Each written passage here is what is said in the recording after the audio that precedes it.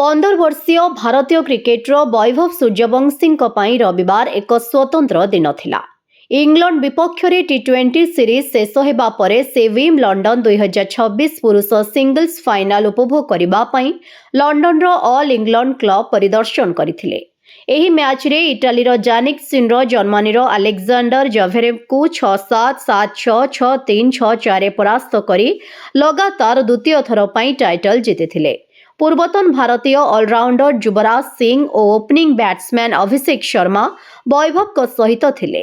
वैभव मध्य कला ब्लेजर, धला shirt, stripe tie एवं सनग्लास पिंधि तांकर जेंटलमैन लुक पई दृष्टि आकर्षण करथिले।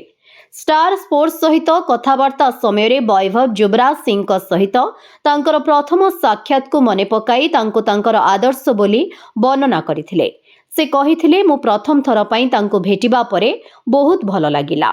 आमे बहुत कथा हेलु एवं से मते मूल्यवान मार्गदर्शन देथिले। एबे मो पाखरे तांकोठारो निरंतर शिखिबार सुजोग रहिछि, जहा मो भविष्यत पई अत्यंत लाभदायक हेबो। अभिषेक शर्मा वैभव को भावना को समर्थन करथिले। से कहिथिले मु बुझी पारुछि जे वैभव किपरि अनुभव करुछंती, कारण जुबीबाजी मध्य मोर आदर्श। मु जेतेबेले तांको प्रथम थर भेटिथिली सेतेबेले मु मध्य समान भावना अनुभव करिथिली।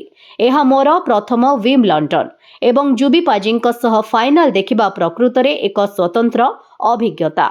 साक्षात्कार समय जेतेबेले तांको पोषक विषय पचरा गला, वैभव हसी हसी अभिषेक शर्मा को पूर्ण श्रेय देले। से कहिले मु पूर्वरु किछि योजना करिनथिली, मु केवल अभिषेक भाई को शेष मुहूर्त रे जहा उपलब्ध ताहा व्यवस्था करिबाकू कहिथिली एवं मु एठाको आसीबा पई ताहा पिंधिथिली। विम्बलडन रो एही प्रथम गस्त वैभव को पई अनेक दृष्टिरु स्मरणीय थिला।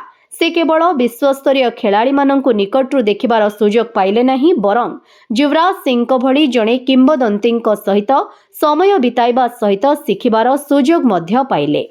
ब्यूरो रिपोर्ट, विकल्प समाचार।